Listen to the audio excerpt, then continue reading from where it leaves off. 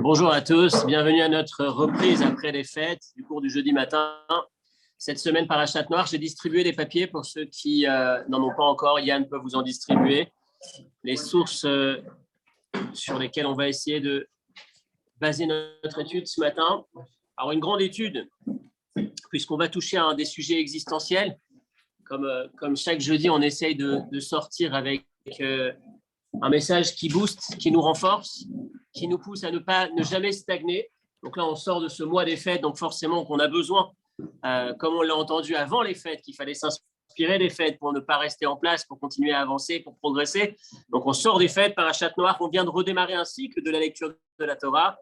On a fini Parashat Bereshit la semaine dernière, on n'a pas eu le temps d'avoir cours avant parce qu'on sortait à peine des fêtes. Mais voilà qu'on redémarre ce nouveau cycle avec la création, depuis la création du monde, la création de l'être humain. Et on va se poser la question aujourd'hui, mais qui suis-je véritablement? Qui suis-je? Qu'est-ce que l'être humain? Qui suis-je? Quel est l'être humain qui est en face de nous? Qui est-ce que je suis? Et quel est ou qu'est-ce qu'est l'être humain qui est en face de moi? Très important, la question sur la valeur ou le regard que l'on peut porter sur soi et sur l'autre, sur soi, parce qu'on va voir que la paracha de la semaine est quand même assez difficile avec son affirmation, l'affirmation que Dieu va prononcer à la sortie du déluge, une fois que le déluge est terminé, puisque la paracha de la semaine nous raconte comment est-ce que le monde a fait un genre de reset, on est reparti à zéro, on a effacé toute la première version du monde, à l'exception de Noach et de l'arche, et de tout ce que l'arche comportait, tout ce qui a été sauvé grâce à l'arche de Noé. Donc, indépendamment de ça, on repart totalement à zéro, on repart sur une nouvelle création, sur un nouveau monde, et en sortant de ce déluge, on entend cette phrase terrible qu'Akadosh Baruch Hu va prononcer sur la définition de ce qu'est l'être humain. Donc je reviens, ce qu'est l'être humain, comment je dois me regarder, et ce qu'est l'être humain, comment je dois regarder l'homme avec qui je travaille, l'interlocuteur, la personne qui est en face de moi, l'enfant, l'adulte qui est en face de moi. Quel regard dois-je porter sur lui? Est-ce que je suis trop naïf à le voir positif? Est-ce que je suis simplement quel regard je dois porter sur les personnes qui m'entourent, sur l'être humain en général? On va essayer d'aborder ce sujet. Alors, encore une fois, vous allez sur la toile, sur Internet, vous trouverez une quantité de types d'expérimentation, de recherches scientifiques qui ont été faites concernant l'être humain, pour essayer de déterminer qu'est-ce qu'un être humain. Est-ce qu'il est foncièrement bon ou est-ce qu'il est capable du pire? Alors, je lisais cette soirée, hier soir, j'ai passé le temps sur Wikipédia, et je suis tombé sur un professeur, Zimbardo, si je prononce bien, des États-Unis, qui va faire une expérimentation complètement folle. Donc, c'est le premier extrême, il va prendre 18 personnes à l'université, il va leur demander il va prendre des gens bien, des gens qui sont intellectuellement raisonnables. Pas de soucis, pas de sujets, pas de pathologie connue. Il va les diviser au hasard en 9 personnes gardiens, 9 personnes prisonniers. Ça ressemble un peu à Milgram, mais c'est un peu différent. Et c'est assez hallucinant. L'expérimentation devait durer 2 semaines. Au bout de 6 jours, il craque. Il craque parce qu'il s'aperçoit que l'être humain, les 9 qui étaient supposés être en charge de surveiller les prisonniers, les 9 prisonniers, dépassent totalement l'entendement. Leur sadisme est complètement extrême, tellement que ça va dans les tours, si on peut dire. À un moment donné, il est obligé d'arrêter l'expérimentation, on stoppe. Et on arrive à cette conclusion, à un moment donné, on se dit, tiens, quand on laisse l'être humain avec une forme d'autorité ou de pouvoir, il peut, je vais dire péter les plombs, partir complètement en vrille. Cette approche-là me laisse entendre que l'être humain, finalement, il n'y a pas trop à attendre de lui. C'est pas au centre, au fond de l'être humain, il y a quand même des bassesses, des éléments particulièrement négatifs ou bas.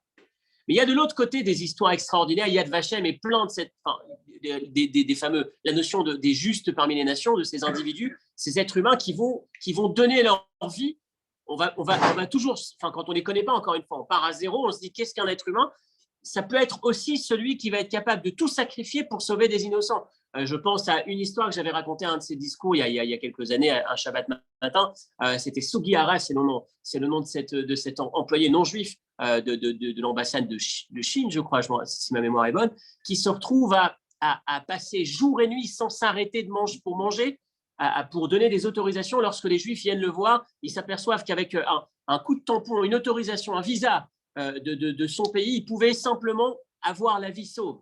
Et la fin de l'histoire, c'est qu'il va passer jour et nuit à écrire. Il se fait rappeler par son autorité pour repartir à Berlin, pour sortir, pour quitter l'ambassade. Il est en route, il est encore en train de signer on voit en chemin vers le train, il monte dans le train et il va envoyer le tampon pour que les Juifs puissent continuer à s'auto-tamponner leurs autorisations, leurs visas pour pouvoir sauver leur propre vie. On estime entre 3, 6 et 10 000 visas qui ont été faits dans ces quelques heures, quelques jours. La conséquence est estimée entre 30 et 60 000 personnes. Enfin, les chiffres, je les ai plus. Ils parlent de 30 000 personnes. Pardon, 30 000 personnes. La conséquence de cette opération qui ont connu la vie grâce à cette opération. Un homme qui a tout risqué, puisqu'après il s'est fait retoquer, il a dû payer de ses actes. Mais en tout cas, on a ces deux pôles, on a ces deux extrêmes. Qu'est-ce que l'être humain? Alors, c'est bien de démarrer l'année comme ça.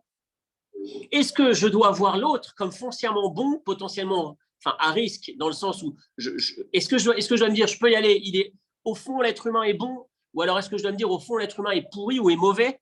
Est-ce que je dois, quand je traite avec un autre, comment je regarde l'autre et comment je dois me regarder? On parle de Tishri, du mois de Tishri, de ce mois, on a pris des résolutions, on démarre une année différente, on va dans une bonne direction.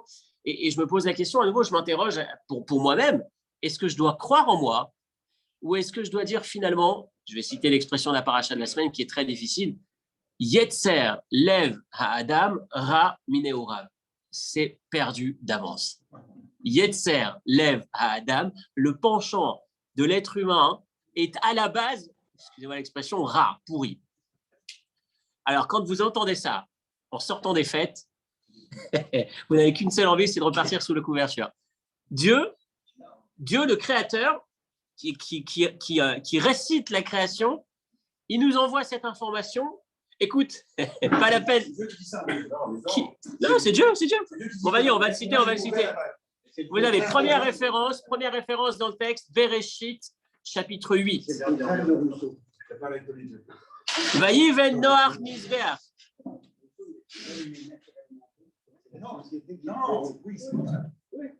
C'est ce qu'on va essayer de voir. L'homme est naturellement bon, c'est la société qui va corrompre, ou alors est-ce que c'est l'homme qui est foncièrement mauvais?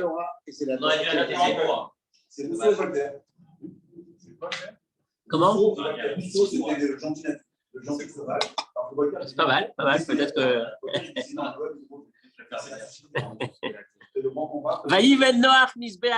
Nous sommes juste après la sortie du déluge. Donc maintenant, sur terre, tout a été rasé. Il ne reste plus que Noach et ses animaux. Noach, sa famille restreinte, ces animaux qui sont avec lui dans l'arche. Et le verset dit, en sortant de l'arche, la première chose que va faire Noach, construire un autel sur lequel il va faire des sacrifices. Il va prendre l'ensemble de l'espèce animale pure et il va faire des sacrifices sur l'autel. Et là, c'est magnifique. Le texte est très joli. Dieu respire la bonne odeur. Et Dieu se dit à ce moment-là, c'est fini, je ne maudirai plus la terre, plus jamais ça, je ne recommencerai plus le déluge. Maintenant qu'il respire cette bonne odeur, on s'attend à une belle fin, on s'attend à une chute qui va dans cette direction. Et là, qu'est-ce qu'on entend?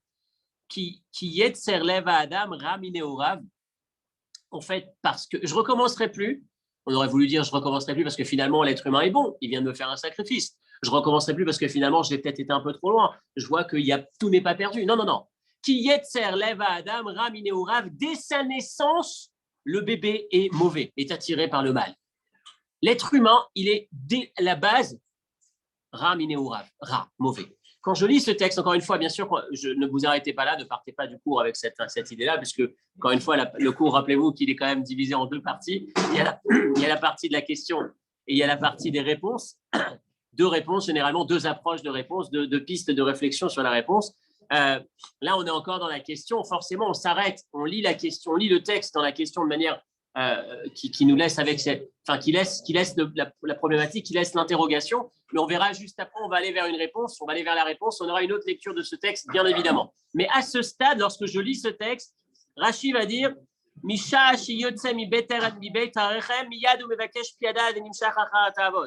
Rashi va citer, Rabbeinu Bechaye aussi reprend cette idée. Pardon, ça c'est Rabbeinu Bechaye. Rashi va dire Minéourav. À peine il sort, le Yetzer Hara est présent chez l'enfant. À peine il sort du ventre de sa mère, qu'il est déjà attiré par. Quand vous voyez le premier son, la première chose que le bébé fait, hein, j'ai entendu ça il n'y a pas longtemps, premier signe de vie d'un bébé, c'est waouh, c'est il pleure. Et l'étape d'après, c'est il attend quelque chose. Il cherche. Ouais, tu te rappelles, ça fait très très longtemps ce cours. En tout cas, il cherche à téter, il cherche à manger, il demande, il a faim, il veut manger. Et en fait, à partir de là, il est déjà en train de chercher à se satisfaire, en vérité. Le Rabbeinu Bechaye va dire la première pulsion, enfin la première action de vie que va faire un enfant, c'est chercher justement à assouvir une de ses pulsions. C'est vrai que c'est se nourrir, c'est pas la fin du monde au début, mais ça commence comme ça. C'est une pulsion de vie, mais ça reste encore une fois chercher à prendre. Et de là, le texte va dire que finalement, si on regarde le début de la création, on va avoir dans le début de la Torah, si on regarde un peu la définition de l'être humain tel que dessiné par le Chumash, par la Bible, dès le début de l'histoire, on va avoir dans un premier temps Adam et Ève qui vont chercher à développer cette notion d'envie. J'ai envie du fruit défendu. Juste après, on va avoir l'histoire de Caïn et Abel. Caïn qui va être une forme de jalousie qui s'exerce entre les deux frères avant d'arriver au meurtre. Kin'a, la jalousie, Ta'ava, la pulsion, l'envie. Et enfin, on va avoir, juste à la fin de la paracha de cette semaine, comment il s'appelle, la génération qui va chercher à construire la tour de Babel, c'est obtenir le prestige, kavod. Ces trois péchés, d'une certaine manière, ces trois forces qui vont diriger le monde aujourd'hui, ou qui vont corrompre le monde, ou qui sont susceptibles de corrompre le monde, qui sont un peu au début de la création, Kin'a, Ta'ava, Kavod, la jalousie, bonne journée, la jalousie, les pulsions, les envies ou la recherche de ces pulsions, d'assouvir ces pulsions exclusivement, et la recherche de l'honneur comme objectif en soi exclusif, on s'aperçoit que le début part mal, si on peut dire. Mais en tout cas, lorsqu'on arrive à ce verset, quel est le sens de ce verset? Qu'est-ce que Dieu est en train de dire lorsqu'il dit finalement je punirai plus le monde puisque finalement il n'y a rien à faire, l'être humain est mauvais, c'est comme ça, il est à la base mauvais. Un des commentaires va dire, je crois que c'est Nachmanide qu'on devrait avoir ici, Nachmanide va dire en vérité qui yetzer lev adam ram ineurav melamed alehem zechut. Il est en train de dire en fait je ne peux pas les punir. Un animal qui va encorner ou qui va endommager, il est responsable d'une certaine manière de ce qu'il a fait. Si c'était un animal de cirque, il n'est plus responsable parce qu'il a été dompté, il a été formaté à la base pour faire son exercice de cirque. Donc finalement, tu ne peux pas lui en vouloir. Et bien d'une certaine manière, c'est cet argument que Nachmanide va lire dans le verset de la paracha que j'étais en train de citer. Il va dire finalement, c'est comme ça qu'il a été formaté, l'être humain. On ne peut pas lui en vouloir s'il dérape. Je ne vais pas punir la terre, alors que finalement, il a été créé, il n'a pas d'autre choix que d'être de cette manière. Encore une fois, je répète, je précise, on est encore dans la phase question. D'où l'interrogation, est-ce que ce n'est pas quand même assez déprimant? Est-ce qu'on avait besoin de cette phrase? Est-ce qu'en entendant cette phrase, on n'a plus, tout simplement plus, on peut se dire, on n'a plus besoin de bosser, on n'a plus besoin d'avancer, on est totalement dédouané, il n'y a rien à faire, c'est comme ça que je suis, accepte-moi comme je suis, et je ne pourrais pas avancer, je suis faible, je suis mauvais, d'une certaine manière, à la base. Est-ce que c'est comme ça qu'on va se regarder? Bien sûr que non, mais en tout cas, ça nous interpelle, comme le Midrash Lekartov va dire, mais qu'est-ce que c'est? À Louva, combien est-ce que tu vas chez un pâtissier? Tu rentres à la pâtisserie, le pâtissier qui vient de faire le gâteau, il dit ce gâteau ne le prends pas, il est vraiment pas bon. Est-ce que tu vas l'acheter? Est-ce que c'est de ça qu'il s'agit? Tu vas chez n'importe quel commerçant qui vend n'importe quel produit, va chez un garagiste, il te propose une voiture, il te dit celle-là, c'est moi qui l'ai fabriquée, vraiment, ça vaut rien, ça roule pas, c'est que des. C'est exactement ce que tu dis dans le verset. C'est Dieu qui te dit Yetzer lev adam ram ineurav. Je sors des fêtes de Tishri, plein d'ambition, je vais bosser, pas la peine, c'est mort. Quel sens? Qu'est-ce qu'on peut retrouver? Et on va voir qu'on va retourner le sens de ce verset. La bonne nouvelle, on va le retourner et on va voir qu'il y a un autre aspect, il y a un autre message beaucoup, beaucoup plus fort qui va complètement dans le sens opposé et qui effectivement est nécessaire d'entendre quand on démarre l'année, quand on entre en hiver, enfin dans cette saison-là, quand on sort de ce mois de fête, on vient de quitter, on sort à peine, Rosh Chodesh, on est en train de quitter ce mois qui était totalement plein de fêtes. Il n'y avait pas un jour sans une mitzvah, sans une raison de se réjouir. Et là, on arrive dans ce mois de Reshvan où il n'y a plus rien. Il n'y a plus de raison de se réjouir, bon, à part les prochaines festivités qui arrivent dans 4-5 jours, les Brit Mila, mais sinon, avec quelle force, avec quoi est-ce qu'on part? Donc, avec quoi est-ce qu'on part de la paracha? Donc, on a dans un premier temps notre première question qui est la question principale du cours. Comment est-ce que je dois regarder l'être humain avec cette phrase qu'il nous faut comprendre, Yetzer lev ha'adam ra minei urav, qu'à la base, l'être humain est mauvais. Ou alors, et par la suite, on va voir 3 autres questions qui vont nous poser de problèmes, toujours autour de ce sujet. Les difficultés qu'on va rencontrer, c'est finalement, regardez la référence numéro 2, Arabi, dans une sikha de Tafshin Khafi en 5765, 64, 64. 65, 1925. Bon, je me perds dans les chiffres, mais vous m'avez compris. C'est pas 5700, c'est 1965. Adam Ramine Orav. Si on dit que l'être humain est mauvais à la base, si c'est, encore une fois, j'ai un souci, une contradiction. Ma deuxième question, c'est une contradiction très technique. Le verset dit, lorsqu'il a créé le 6e jour l'être humain, Vayar Elohim et kol asher asa vehine tov meod. Tov meod. La création de l'être humain, lorsqu'il a vu qu'il a fait l'être humain, il a vu que c'était pas seulement bon, c'était très bon. Et là, j'ai un problème. Ra miné ou rav peut être compatible avec Tov Meod? C'est ma deuxième question. L'être humain, c'est juste avant Shabbat. Si l'être humain, comment est-ce qu'on peut avoir un être humain par plus que bon? Tov Meod, c'est la note, la meilleure note. D'accord? Tov Meod, c'est la note que Dieu se donne lui-même sur son œuvre. Dans le même registre, troisième question, toujours dans le même esprit, quel est le sens de Naase Adam Betsalmenu, Kidmutenu? Lorsque Dieu va créer l'être humain, il va réunir le ciel, les anges, etc. Il va dire, allons, faisons l'être humain à l'image de Dieu. Betselem Elohim Baraoto. L'être humain a été créé à l'image de Dieu. Comment est-ce qu'on peut avoir, d'une part, Betselem Elohim à l'image de Dieu, en même temps, Tov Meod, Dieu qui estime qu'il est très bon son produit, et que l'être humain est très bon. Et comment est-ce que ça peut être compatible avec Ra Miné Orav, la phrase de la paracha de cette semaine? Ra Miné Orav, il est mauvais à la base, de sa naissance. Miné Orav, dès qu'il sort du ventre de sa mère, il est déjà mauvais. Genre, il lui reste une petite pause quand il était dans le ventre de sa mère, et après, c'est déjà fini. Comment comprendre? On comprend qu'il y a quelque chose qui nous échappe. Et enfin, dernière question, et ça, c'est assez flagrant, et ça va nous emmener sur notre première partie de cours d'aujourd'hui, une fois qu'on aura fini de voler des questions. La dernière question, elle nous vient du Abarbanel, dans la fin de la dernière référence, du dernier paragraphe de référence numéro 2.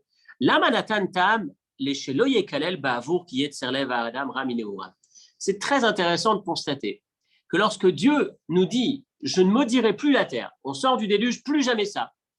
La raison qu'il évoque, c'est « Yetzer lev Adam ra mineurav ». Cette phrase-là, à quelque chose près, c'est la même qu'il a prononcée lorsqu'il était en train de décider de déclencher le déluge. Donc, lorsqu'il est, la semaine dernière, à la fin de la paracha, il vient de voir que le monde, il vient de finir une première expérience avec le monde et il dit, si c'est comme ça, dans ces conditions, on ne peut pas continuer. On va s'arrêter là. Et quelle est la phrase qui va déclencher, quelle est la phrase qui va déterminer le déclenchement du déluge? C'est Yetzer lev Adam, vous prenez dans les mots. À la fin de Bereshit, Amar Vayar Hashem ki rabba ra'at Adam ba'aretz. Dieu a vu que l'être humain fait beaucoup de mal sur terre, ou le mal que fait l'être humain est important sur terre, et que dans son cœur, ses pulsions sont toujours mauvaises toute la journée. Et donc, à la suite de ça, il dit, si c'est comme ça, je vais effacer l'être humain, je vais effacer la nature, on est parti pour le déluge.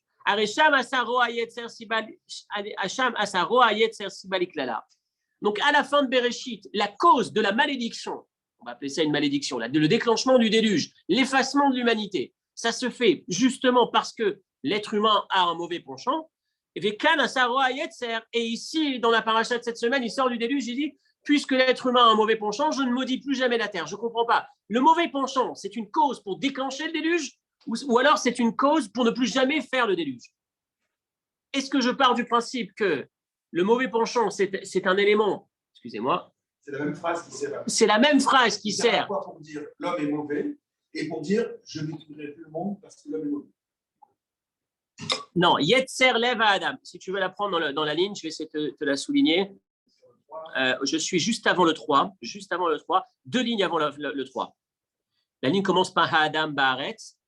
Juste après Adam Baaretz, Vechod Yetzer marchevot libo rak olayom. Et toutes les pensées de son cœur, du mauvais penchant, des pulsions de son cœur sont toujours mauvaises. Donc, cette phrase, Yetzer, Marchevot, Libo, Rak, Rak, Olayom, dans son cœur, il a un mauvais penchant depuis le départ, si on peut dire, c'est ce qui va déclencher le déluge. Et la phrase qui arrête le déluge et qui promet qu'il n'y aura plus jamais de déluge, c'est l'être humain, il a un mauvais penchant depuis le départ. Ramine ou Rav, il est mauvais depuis sa jeunesse, depuis sa naissance. Donc, si c'est comme ça, on a l'impression que la même phrase, le même argument, c'est celui qui va déclencher la peine et celui qui va arrêter définitivement cette peine. Avec un serment, plus jamais ça. Comment comprendre que ce soit le même argument finalement? Est-ce qu'on va dire le fait que je possède un Yetzer Hara, un mauvais penchant, est-ce que c'est un argument pour me punir ou pour ne plus me punir? Je lis Bereshit, c'est l'argument pour punir, pour effacer l'humanité. Je lis Noach, la paracha de cette semaine, et je m'aperçois que c'est exactement le contraire. Mais c'est la même phrase finalement, c'est le même élément. Donc on finit notre première partie du cours. Alors c'est un peu l'idée, on lit pas que, en fait, il y a le regret, mais le regret qu'Akadosh Baruch Hu exprime est motivé par une raison. Mais la raison en question, c'est celle qui a déclenché l'attitude qu'il a eue avant le regret. En général, qu'est-ce qui se passe? C'est je regrette, si j'avais su, si seulement je ne l'aurais pas fait. Mais là, il dit je regrette, je le savais. Je le savais. C'est l'élément que je savais qui a fait que je me sois fâché. C'est le même qui fait qu'aujourd'hui, je ne recommence plus. Qu'est-ce qui a changé? Ça donne le sentiment qu'il admet que c'est comme ça. Il sait pas. Ça s'appelle l'anthropomorphisme. Alors, c'est intéressant, mais on va essayer d'aborder justement. Je vais essayer de finaliser la première partie. On a fini les questions, la première partie du cours, et je vous donne le plan de la suite. Donc, on a 4 questions globalement. Il y en a 2 qui sont plus ou moins similaires. C'est celle de à l'image de Dieu, ou alors Dieu qui dit Tov Meod, que la création l'être humain est parfait et très bon. C'est un peu la même question. Comment est-ce qu'on peut avoir d'une part Tov Meod et en même temps Ra Miné ou Rav, mauvais à la base? On a la question principale du cours qui est est-ce que c'est réellement la bonne étiquette? Ram, Rav, c'est comme ça que je dois me regarder. C'est comme ça que je dois regarder l'interlocuteur qui est en face de moi. Je dois le prendre tout de suite, le suspecter. Il est mauvais, il est pourri. Attention, il veut du mal. Il faut que je le plante. Il cherche à me planter. C'est ou lui ou moi. Est-ce que c'est comme ça que je dois regarder ou pas? Ça, c'était un peu cette question philosophique finalement. Je l'ai présentée avec la Torah, mais on l'a présentée aussi avec les scientifiques. Tout le monde, toute la science s'est toujours posé la question. On a cette histoire que je racontais il y a très longtemps aussi, mais qu'on a eu l'occasion de revoir plusieurs fois. C'est ce débat entre les sages et les scientifiques et les philosophes. C'était à l'époque de, je ne me souviens plus quel rabbin, avec l'histoire du chat. Le rabbin qui a invité avec un débat, est-ce que l'être humain peut changer avec, donc, on arrive à un magnifique spectacle où on a des chats qui font le service. Donc, les chats qui sont habillés en veston avec dans une patte, sont sur 2 pattes, debout, avec dans une patte la bouteille de vin, dans l'autre le verre, et qui servent les invités, les convives. Et donc, le sage qui est en train de dire, le philosophe, ou je ne sais plus qui dit au rabbin, tu vois, on peut changer la nature d'un animal. L'animal, à la base, il a 4 pattes. Voilà, on a réussi à en faire un serveur. Et le rabbin qui sort une souris, et en une seconde, le chat qui jette la bouteille, qui jette le verre, qui se jette à 4 pattes pour attraper la souris, chasse le naturel, il revient au galop. On a toujours cette question, est-ce qu'on peut changer l'être humain? Est-ce qu'on peut changer? Est-ce qu'on peut aspirer au changement? Ou est-ce que c'est figé et changer? Encore une fois, je parle de changer l'être humain, mais derrière ça, c'est est-ce qu'il y a besoin de changer? Est-ce qu'au fond, il est bon ou il est mauvais? Donc, c'est quand même une question profonde qu'on se pose aujourd'hui à travers la paracha de la semaine, mais avec ce coup de massue qu'on prend de Dieu, si on peut dire en pleine face, laisse tomber, échec et mat, Ramine ou Rav, ne te lève pas, c'est même pas la peine.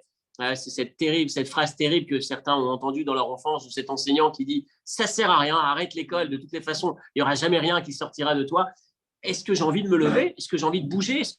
Est-ce que je suis capable de bouger en entendant cette phrase? Dieu lui-même, le créateur, qui me dit Ramine ou Rav, il n'y a rien à faire. Donc ça, c'est le thème principal du cours. Et à côté de ça, la deuxième partie, alors on va le faire dans l'ordre inverse, la dernière question qui est comment la même phrase peut être en même temps être celle qui déclenche la volonté de détruire le monde et finalement celle qui va déclencher le serment, l'engagement du plus jamais de déluge, j'arrête, je ne referai plus, je n'aurais pas dû le faire. Voilà la dernière question. Donc voilà, on commence par répondre à cette dernière question avec une très belle leçon à la clé, comme d'habitude. En tout cas, on essaye. Vous avez ici la référence numéro 3. Un texte, un enseignement qui est repris du Rabbi, qui dit Avodat hakorbanot inyana levatel ou leakriv kol retzonotav liot beratson elokut beofen shel mala mitam vedat. Quand vous vous posez la question, Comment est-ce possible que la même raison, le même élément puisse déclencher le déluge ou arrêter le déluge? La réponse est eh oui, c'est normal. Ah bon? Comment est-ce que c'est normal? Alors rappelez-vous que l'intellect n'est pas le dernier mot. N'est pas ou n'a pas le dernier mot. Alors, je dis n'est pas, je vais vous expliquer ce que je voulais dire par là. On a l'impression parfois que c'est l'intellect qui dirige et qui motive, qui déclenche le verdict. Si intellectuellement j'ai un argument, il va forcément induire une seule implication. On va s'apercevoir qu'il y a autre chose derrière qui va utiliser l'intellect à sa guise, si on peut dire. Il y a autre chose derrière. Le même argument intellectuel, il peut soit emmener vers une conclusion, soit emmener vers la conclusion tout à fait opposée. C'est ça l'intellect, une forme de girouette qu'on peut utiliser à droite ou à gauche. Attention, c'est délicat, c'est dangereux ce que je viens de dire, mais c'est vrai. Hein, mais c'est vrai, le même élément, le même argument, tu peux le voir comme un argument qui va être utilisé. Je me souviens, c'était les premiers jours du Covid, premiers jours de confinement, il y avait ce fameux cours que je reprenais régulièrement dans les cours. Je reprenais l'idée de ce prof d'HEC qui parlait des biais cognitifs, qui disait, en sortant, aujourd'hui, tous les écolos vont voir, regardez, il y a le Covid, je vous avais dit l'écologie, peu importe l'autre projet politique, il va dire, regardez, il y a le Covid, on peut voir une chose et son contraire, on va utiliser l'élément. L'intellect, on peut d'une certaine manière le tordre à droite ou à gauche, il faut faire très attention, il faut s'en méfier. Mais ici, bon, on va le prendre quand même à la source dans la paracha, là où c'est beau, là où c'est magnifique, c'est que de dire l'être humain a un mauvais penchant, spontanément, ça me donne envie de détruire le monde. Mais lorsqu'il y a un élément qui va changer entre le avant et le après, c'est Noach qui vient de faire un sacrifice. Quand Noach se sacrifie, il induit chez Dieu ce changement-là, c'est toujours le même argument, mais qui est vu de manière tout à fait opposée. Le Yetzer Hara a été une cause de destruction du monde, mais maintenant qu'il y a eu ce Korban, le même Yetzer Hara est la cause de la guérison du monde. Dorénavant, je ne fais plus jamais ça. Parce qu'il y a eu, qu'est-ce qui s'est passé entre-temps? Je ne comprends pas, Dieu. Le même argument, il y a 10 minutes, il vient de te faire déclencher ça, maintenant il te fait déclencher le contraire. Oui, entre les deux, il y a quelque chose qui s'est passé. Et c'est ce qu'on va appeler la force du Korban. La puissance du Korban, attention, le Korban, ce n'est pas le sacrifice animal, c'est le mouvement qui accompagne le sacrifice à l'époque animal, mais qui est toujours présent aujourd'hui, sacrifice tout court.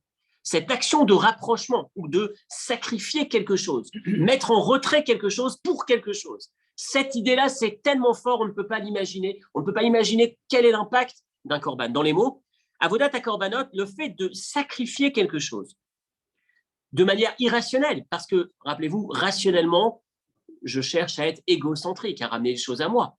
Donc Adam, il vient de sortir de l'arche. Si on prend la lignée de l'humanité jusque-là, c'était pas très bon. On n'a jamais vu de belle action. On n'a jamais vu de bonne action tout court depuis le début de la création. C'est la première fois où on assiste à une bonne action. Bravo. On a cette idée, on a le korban, mais ça a été ponctué de. Bravo. Pendant que je disais, j'étais en train d'y penser. Peut-être qu'il y a cette idée de la motivation qui est peut-être pas au même niveau. En tout cas, voilà. Je reprends simplement à ce niveau-là. À l'idée, c'est mamshir liot shinu yatam et akatse la katse. Comment? C'est sûr. Non, c'est sûr. Non, la question, c'est est-ce que la motivation est la même? Est-ce qu'il y a le même dépassement de soi? Est-ce qu'on a le même dépassement de soi? Je ne me souviens plus. L'année dernière, on avait étudié Caïn et Abel. Il revient au niveau de. C'est le secours du rabbin Kassabi. Non, c'est pour montrer qu'il a raison sur la. D'accord. En tout cas, allez, deuxième mamshir liot shinu yatam et akatse la katse. Le fait de se dépasser, le fait d'enclencher, que Noach enclenche ce dépassement de lui-même en se sacrifiant, à ce moment-là, il déclenche chez Dieu qu'au départ, il était peut-être, je vais appeler ça luné, passez-moi l'expression, gvura, il était dans le côté sévérité, rigueur, justice, et dorénavant, il passe de gvura à chesed, mais pas n'importe quelle bonté chesed, mais une bénédiction sans limite pour tous les sujets du monde. C'est ce qui s'est passé, puisque dorénavant, il y aura ce serment, plus jamais de déluge pour l'humanité. Donc, c'est la force, encore une fois, rappelez-vous que l'esprit du cours est orienté. L'objectif, ce n'est pas simplement d'obtenir une réponse, c'est de sortir avec une impulsion nouvelle.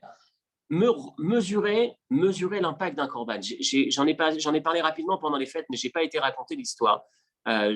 C'était pendant Sukkot, je disais cette histoire, une histoire que vous avez peut-être vue sur Internet. C'est un couple israélien, un jeune couple. Excusez-moi, il y a quelqu'un qui a son micro allumé, si vous pouvez l'éteindre. J'ai un peu de mal, je vais essayer de le faire, mais je ne sais pas si j'arriverai.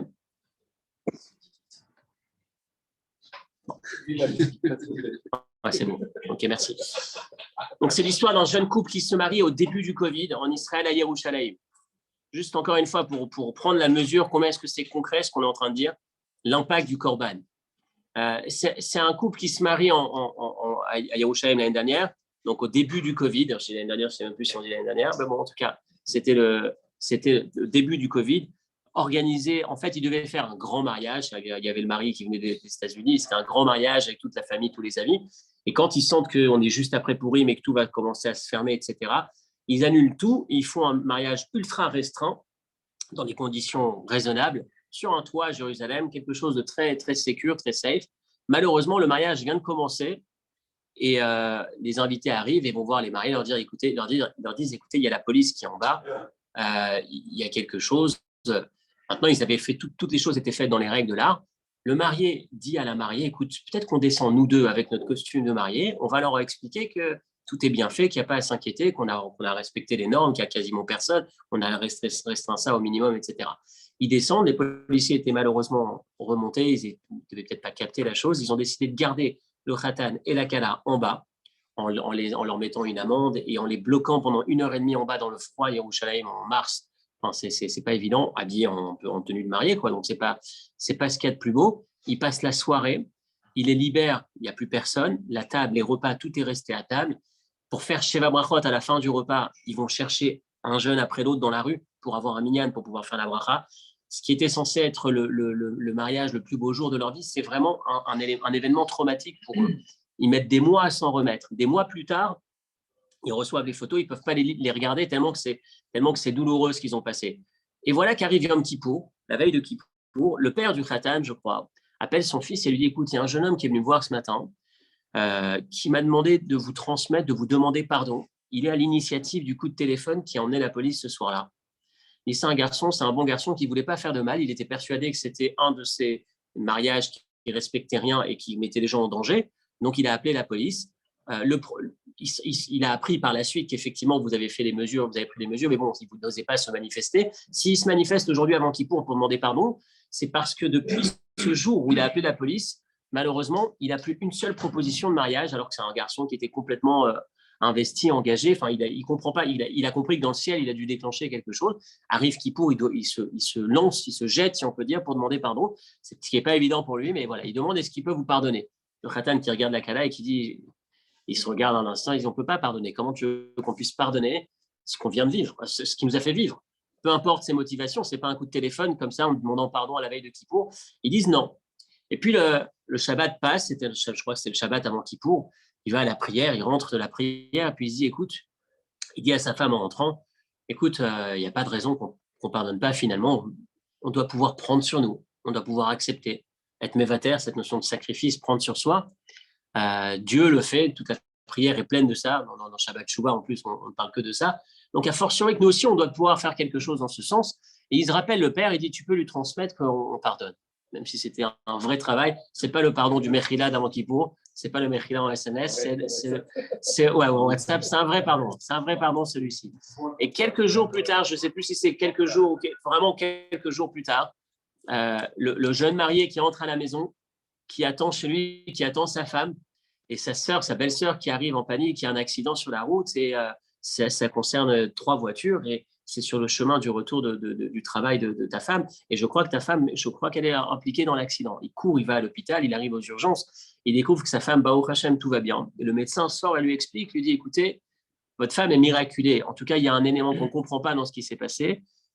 Alors lui, il le sait, lui, il était inquiet parce que sa femme était enceinte, il savait qu'elle venait de découvrir qu'elle était enceinte, et l'airbag qui aurait dû se déclencher ne s'est pas déclenché, et si l'airbag s'était déclenché, il y aurait forcément, dans ces conditions, c'est sûr qu'elle aurait perdu son bébé, Et le garçon, la fille se regardent et leur interprétation que je partage avec vous aujourd'hui, celle qu'ils racontent eux sur Internet, c'est que ils ne peuvent pas s'empêcher de faire le lien entre leur comportement quelques jours, quelques heures, quelques jours plus tôt et la conséquence, si on peut dire positive, quelques jours après. Le fait de se dire, pour eux en tout cas, voilà comment est-ce qu'ils le lisent, comment est-ce qu'on peut le lire aussi, puisque c'est l'objectif de cette première partie de la réponse, c'est le fait de déclencher chez soi cette attitude. Je suis capable de passer ce corban que je fais. Attention, corban, on a tendance à penser que c'est un animal que j'offre. On l'a déjà vu dans le passé quand on parle du sacrifice. C'est soi-même qu'on sacrifie. C'est pas juste l'animal qu'on sacrifie. Si on imagine, on fait ce travail sur soi, on est capable de se sacrifier, de passer sur quelque chose. En l'occurrence, pour eux, ils sont passés sur beaucoup. Ce corban déclenche que, d'une certaine manière, Dieu aussi passe. Quand je dis passe, déclenche, sorte de son chemin, de sa voie, de celle qu'il avait peut-être choisie initialement de prendre. C'est celle qu'on a ici. Cette même phrase, Ram ineurav, l'être humain a un mauvais penchant. Est-ce que c'est la raison, la cause de la destruction du déluge, de la destruction du monde, ou est-ce que c'est dorénavant la cause du je dois pouvoir le comprendre, stop, j'envoie une vague de bénédiction intense, plus jamais de déluge. C'est fini, je ne maudirai plus jamais la terre. Parce que ce n'est pas de sa faute. Mais ce même argument, je ne l'avais pas juste avant. Parce qu'est-ce qui a changé entre les deux? Quand on lit le texte, c'est flagrant. C'est Noach qui vient et qui fait ce sacrifice. La force du sacrifice. Donc pour nous, en démarrant cette année, se rappeler que ce n'est pas facile. Rappelez-vous que la Torah, ce n'est pas une Torah où la vie, ce n'est pas une vie qui cherche qui aspire à une réalisation dans la facilité. Ça veut dire, je ne sais pas que je ne souhaite pas la facilité, mais ça veut dire qu'on doit aspirer au dépassement. Ce petit dépassement, ce vitour, le fait de passer sur soi, surtout quand on parle des relations entre individus. Combien de fois on se pollue la vie, on se pollue physiquement la vie parce qu'on garde, parce qu'on n'est pas capable de passer. Cet effort supplémentaire, il y a des histoires à l'infini de gens qui ont fait cet effort, qui ont fait cette tzedaka, quand je parle de tzedaka, ce dépassement, ce geste supplémentaire, et qui ont vu directement une forme d'ouverture, une bénédiction, comme si Dieu disait, il a fait cet effort, je fais cet effort. Il y a cette notion de la force, de l'impact à ne jamais minimiser du corban. Et c'est la première partie de notre cours aujourd'hui, première partie de la réponse, premier enseignement. Qu'est-ce qui fait que cette même phrase soit utilisée à la fois pour l'accusation et à la fois pour la défense? C'est justement ce corban qui a lieu entre les deux. Donc voilà le premier message. Maintenant, on arrive sur notre question de départ. Alors, comment est-ce qu'on doit se regarder finalement? Yetzer, Lev, Adam, Ra, Mineurav, est-ce que véritablement c'est fini, il n'y a plus rien à faire? Dès la naissance, on est mauvais? Ou alors est-ce qu'il y a autre chose, une bonne nouvelle dans ce texte? Et c'est ce qu'on va voir ensemble tout de suite dans la dernière partie du cours. Bereshit, une seconde, référence numéro 4. Référence numéro 4, c'est toujours dans le même esprit. Yeled misken vechacham ze yetzer tov. On va sur la dernière partie de la réponse. Et, comment est-ce qu'on doit regarder finalement? Comment est-ce qu'on doit regarder finalement le yetzer hara qu'on a en nous? Comment est-ce qu'on doit se regarder? J'essaie de trouver la bonne citation, la citation la plus marquante. Prenez Bereshit Rabba Lamed Dalet Yud, référence numéro 4, troisième texte. Shal Antoninus et Rabbeinu. Il y a une discussion entre Antoninus et Rabbi de la Mishnah, du Talmud. La question qui se pose, mais Mata Yetzer Hara Natun Ba'adav. À partir de quand l'être humain est-il en possession de son Yetzer Hara, de son mauvais penchant? Mishi Yetzem Imeimo ou Lifne Sheyetzem Imeimo? Dès la naissance ou avant même la naissance? Amar Rabbi lui dit Lifne Sheyetzem Imeimo, avant même d'être sorti du ventre de sa mère. Amar Antoninus dit non, Lav lui dit non. Chez Iloyanatun Shubumeimo, Ayachotet Benemea Veyotse. Si on lui avait donné les Yetzer Hara dans le ventre de sa mère, il aurait déjà gratté le ventre de sa mère est sorti. Féodalo Rabbi. Et Rabbi a dit d'accord, tu as raison Antonino, je me suis trompé. Sheneemar, preuve à l'appui, qui Yetzer Lev Adam Ra Mineurav. Le penchant de l'être humain est mauvais.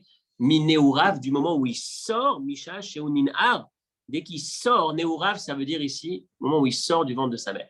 Quel est l'intérêt de ce passage? L'intérêt de ce passage, c'est de dire que Ra Mineurav, nous on l'a lu tout à l'heure, dès le départ, il est mauvais. Dès la base, il est mauvais. J'ai dit un peu cette phrase un peu dure tout à l'heure.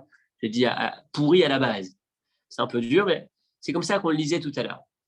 En fait, ce que je suis en train de chercher à dire avec cette citation d'Antoninus et de Rabbi, c'est que Ra Mineurav, ce n'est pas un verset qui est en train de dire tellement loin il est mauvais, mais c'est quelque chose, c'est un verset qui est en train de minimiser le Ra. C'est-à-dire, le mal n'appartient pas à l'être humain. Ra, Minéourav, c'est dès qu'il sort, c'est seulement dès qu'il sort du ventre de sa mère.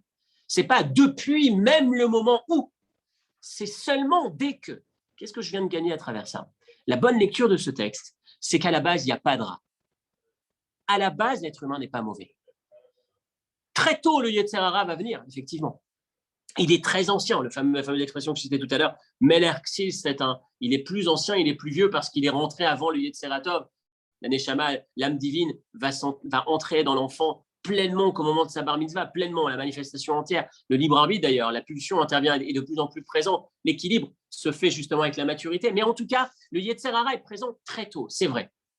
Mais à la base, il n'y a pas de Yetzer Hara. C'est-à-dire quoi, à la base, il n'y a pas de Yetzer Hara? C'est-à-dire que l'être humain, voilà comment est-ce que je dois le regarder. L'information, la bonne nouvelle de ce texte, c'est pas il est mauvais dès le départ, c'est il est mauvais qu'à partir d'un moment où le Yetzer Hara intervient. C'est pas lui qui est mauvais, c'est le Yetzer Hara qui est mauvais. Comment est-ce que je dois me regarder? Comment est-ce que je dois regarder la personne qui est en face de moi? Soit je dis je suis la pulsion, je suis ces mauvaises pulsions, soit je dis je possède une pulsion, je possède des mauvaises pulsions. Le Yetzer Hara, est-ce que c'est la définition entière de ce que je suis, ou alors c'est un élément que je possède en moi? Dès lors que c'est un élément que je possède, ça n'est plus moi-même, et ça, c'est une nouvelle extraordinaire. Tu ouvres un colis et tout. Excusez-moi. C'était celui-là que j'aimais bien, mais bon, après, si c'est compliqué. Bah, celui-là, combien tu. Excusez-moi. C'était combien tu peux me le faire, celui-là? Je ne sais pas comment c'est réussi. Super, c'est fait. Donc, lorsqu'on commençait le cours tout à l'heure, on se disait, tiens, c'est un coup de massue que Dieu nous envoie avec ce texte. Ra, Minéoura, il n'y a rien à faire, t'es mauvais dès le départ. Non. Yetzer leva Adam, Ra, Minéoura, le Yetzer intervient au moment où il commence à sortir du ventre de sa mère. Ce qui veut dire, le Yetzer intervient, c'est un élément qui vient s'ajouter à moi. Et c'est comme ça que je le regardais. Donc finalement, c'est une bonne nouvelle. C'est une nouvelle extraordinaire. Ne te regarde pas. Cesse de te regarder comme le mal que tu peux posséder, certes. Je ne te demande pas d'être dans le déni. Rappelez-vous, c'est la nuance qu'il nous faut avoir. On ne nous demande pas de ne pas voir le mal qu'on possède. Parfois, effectivement, on possède du mal. On a des envies tordues. Oui. Mais de se définir comme étant l'envie tordue, ça, c'est tordu. Ça, c'est mauvais.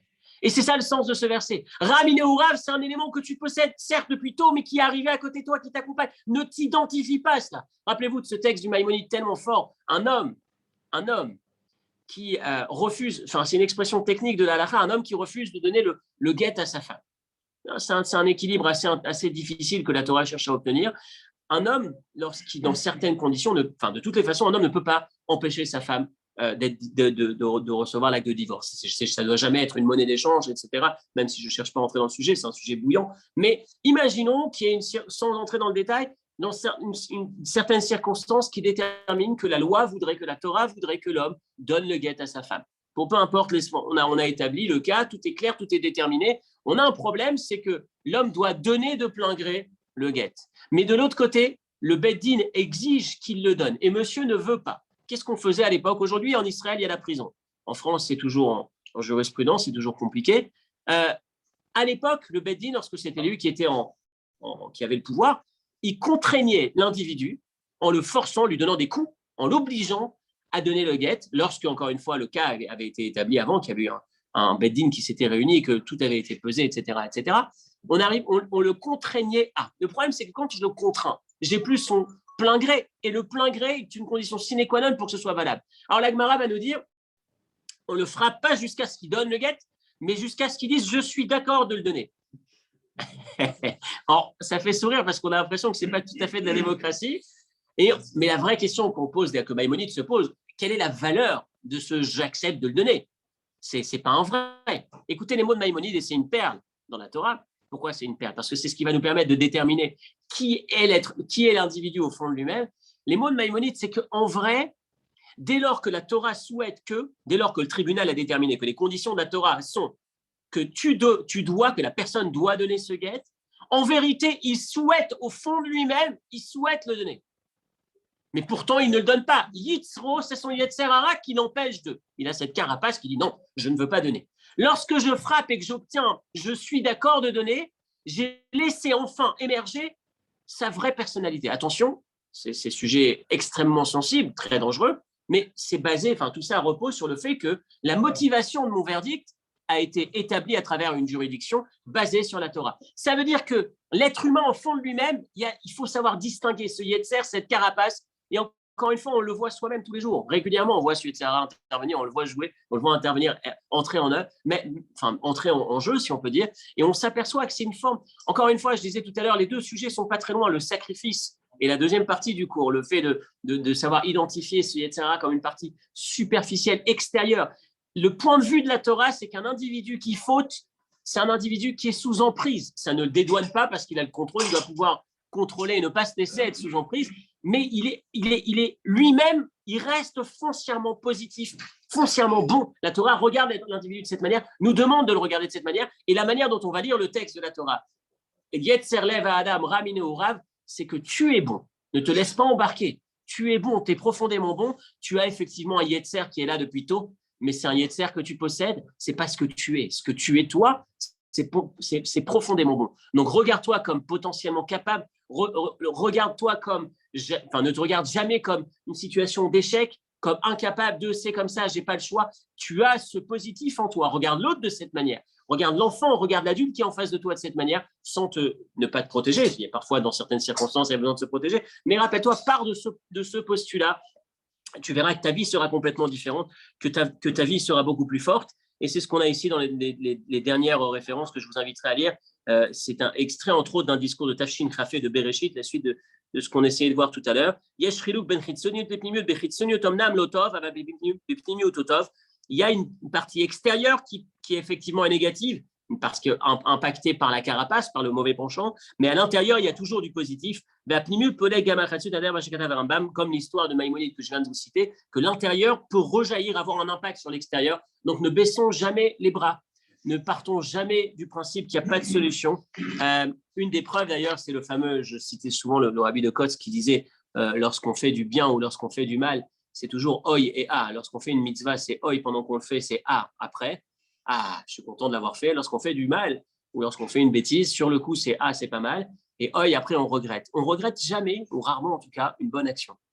On n'a jamais un mauvais ou un rachat qui va dire je rêve que mes enfants soient éduqués sur le chemin, dans le chemin que je suis en train de pratiquer. C'est marrant. C'est marrant quand on regarde l'actualité des délinquants. On va s'apercevoir que généralement, la plupart du temps, j'essaie un peu de me projeter, j'ai eu du mal à voir un délinquant qui a mis son enfant dans l'école de la délinquance. Généralement, pour les enfants, on va les protéger, on va les préserver, on va les mettre à l'écart. On va soi-même parfois s'égarer. Ce qui montre qu'au fond, il reste quelque chose. Il y a toujours on ne regrette pas le bien qu'on a fait. On va regretter parfois ou pas regretter une mauvaise action, mais il y a toujours mais lorsqu'on a fait quelque chose de bien, une mitzvah, même lorsqu'on était loin, même lorsqu'on a un comportement inadapté à côté de ça, encore une fois, ça fait partie, c'est ce qui laisse apparaître, ce qui laisse exprimer que finalement, au fond de nous-mêmes, on a toujours ce positif, on a toujours ce profond, cette essence qui est bonne, qui est positive. C'est comme ça qu'on doit se regarder, c'est comme ça qu'on se donne des ailes et c'est comme ça qu'on se donne les capacités de changer. Le mal n'est pas nous-mêmes, on le possède. Et puisqu'on le possède, on peut le mettre à l'extérieur. Shabbat shalom et à la semaine prochaine, si Dieu veut.